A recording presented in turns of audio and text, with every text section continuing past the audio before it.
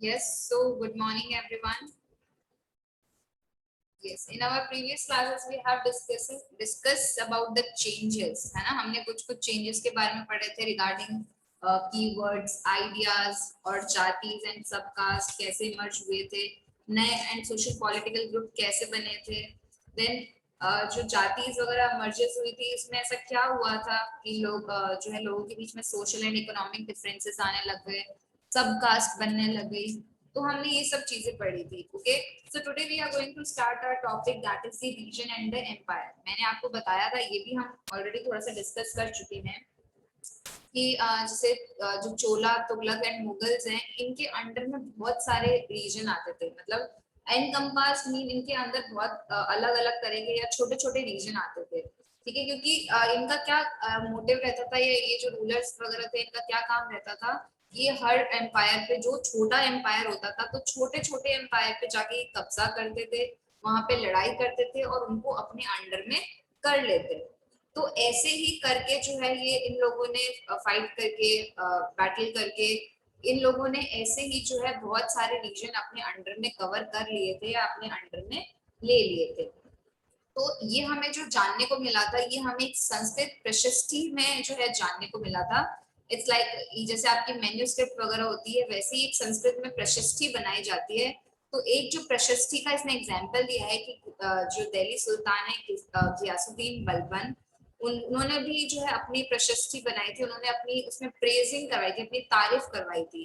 ठीक है, और उन्होंने उसमें उन्होंने क्या मेंशन कराया था, जो उनका जो एरिया जिनका कब्जा था, जिन जिन जगहों पे, वो बहुत ही ज्यादा था, बहुत ही लार्ज वास्ट एम्पायर पे जो था वो अपना जो है रूल कर चुके हैं, या उनका जो दबदबा था, ठीक है, या जो किंग थे वो उनके लिए, मतलब वो बहुत ही वास्ट एम्पायर जो था उनके अंडर में था।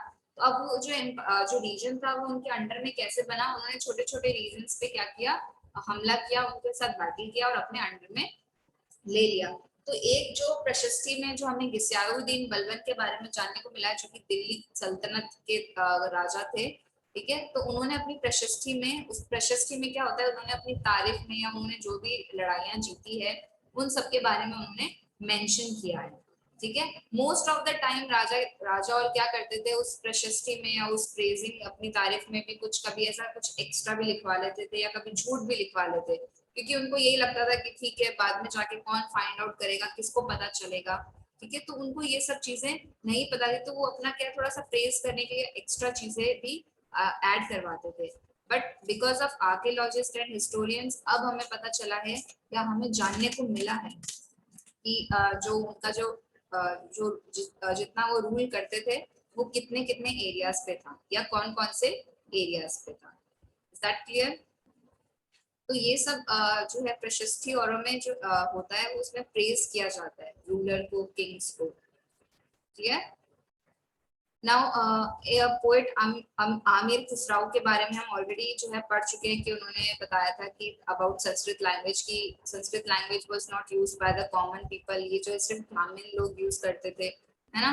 देन उन्होंने बताया था कि और भी लैंग्वेजेस हैं, डिफरेंट डिफरेंट लैंग्वेजेस हैं हर एक रीजन की, जैसे सिंधी है, लाहौरी है, कश्मीरी है, ये लैंग्वेजेस अभी भी यूज होती हैं। बट मैंने आपको क्या बताया था कि सिर्फ उनका क्या है, लैंग्वेजेस का नेम चेंज हुआ है। लैंग्वेजेस जो है वो सेम है, बस उनका जो है लैंग्वेज का नेम चेंज हुआ है। जैसे पहले गुजरात में जो है लैंग्वेज का नाम था गुजारी, आज हम उसको क्या बोलते हैं, गुजराती। देन हिंदी को पहले क्या बोला जाता था, हिंदावी। ठीक है, सो ये जो है अब लैंग्वेजेस के नेम चेंज हुए हैं, लैंग्वेज एज इट इज वही है, उसमें कोई चेंज नहीं हुआ। देन उसके बाद, अब उसके बाद क्या हुआ था, बहुत सारे रीजन और नए एम्पायर आए थे। तो जो रूलर्स थे वो क्या करते थे, छोटे छोटे एम्पायर्स, पहले सब जगह का छोटा छोटा अपना अपना अलग अलग रीजन था, अलग अलग एम्पायर थे, अलग अलग रूल्स थे।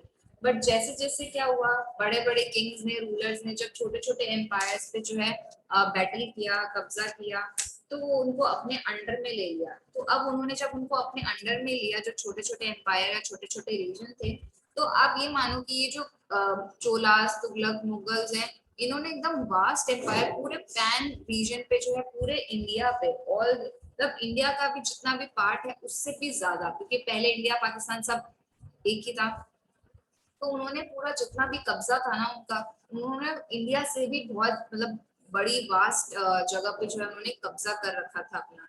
तो ये उनके अंडर में कैसे आया, छोटे छोटे एम्पायर या छोटे छोटे रीजन्स में जब उन्होंने जो लड़ाई जीती और उनको अपने अंडर में लिया, तो उनका जो रूल करने का जो वो है जो पूरा वो पैन मतलब बहुत ही बड़ी मात्रा में या बड़े उसमें हो गया।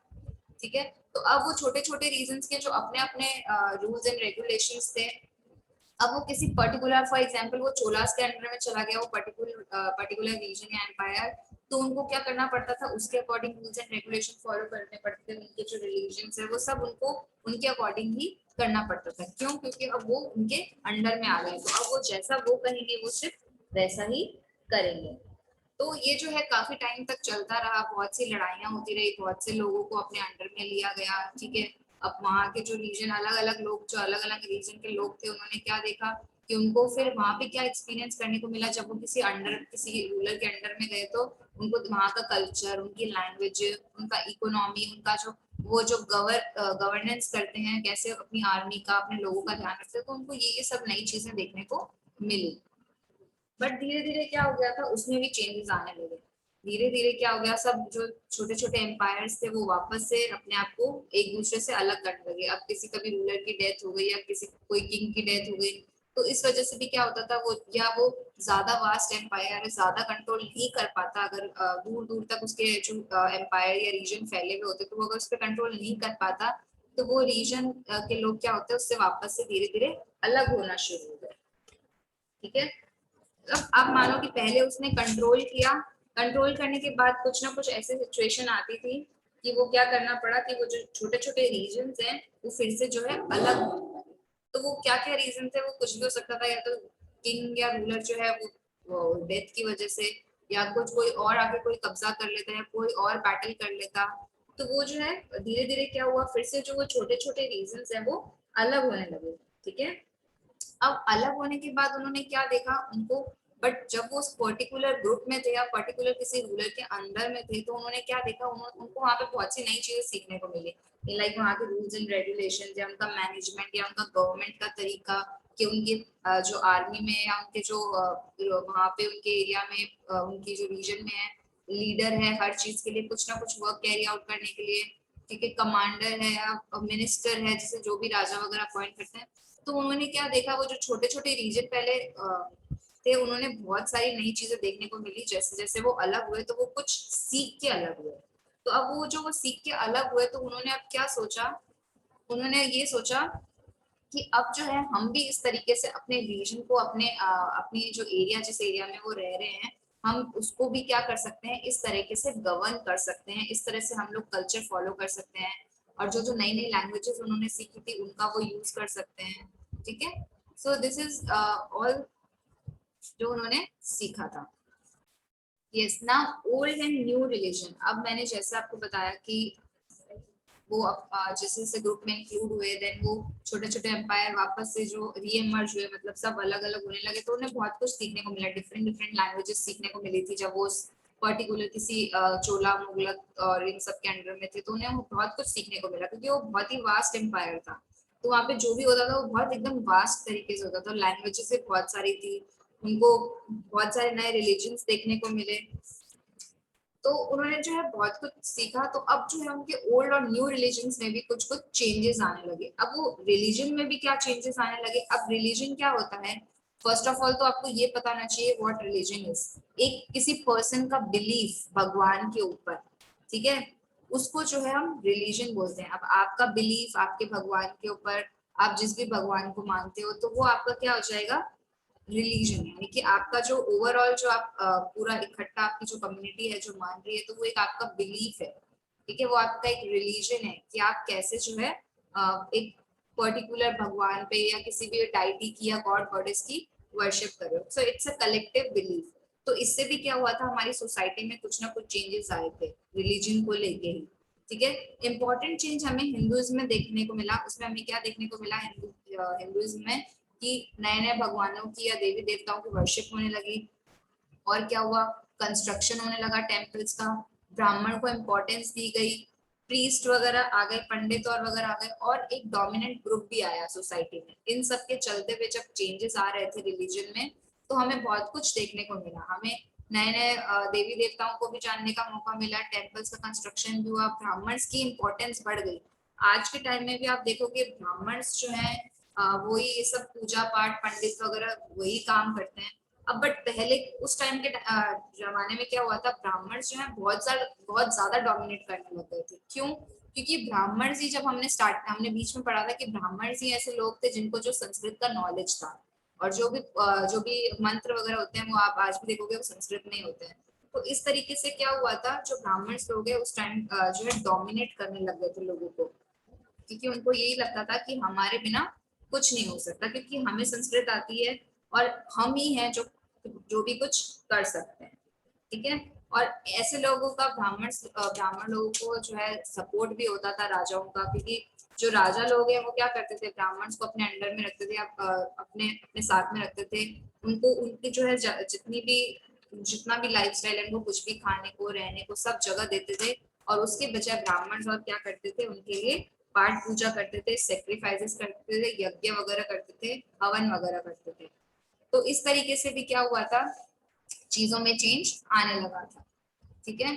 मैंने अभी आपको बताया कि ब्राह्मण्स वगैरह जो है डोमिनेट हो गए थे। क्यों हो गए थे? क्योंकि उनके पास ही संस्कृत का नॉलेज था। ठीक है। उनको बाकी के जो लोग वगैरह है, जो रूलर्स वगैरह है, वो उनकी जितनी भी नीड्स है उन सबको सपोर्ट करते थे, फुलफिल करते थे। ठीक है। और इस वजह से क्या हो गया, वो और ज्यादा डोमिनेट करने लगे। फिर धीरे धीरे क्या हो गया, अब लोगों ने देखा कि ब्राह्मण्स और इतना डोमिनेट कर रहे हैं, तो उनको किसी चीज में, यानी कि उनको ये सब बोलने की बजाय, उनको बोलने के लिए कि आप हमारी तरफ से वर्शिप कर दो, उनको ये सब बोलने की बजाय हमें क्या करना चाहिए, हमें खुद ही कर लेना चाहिए।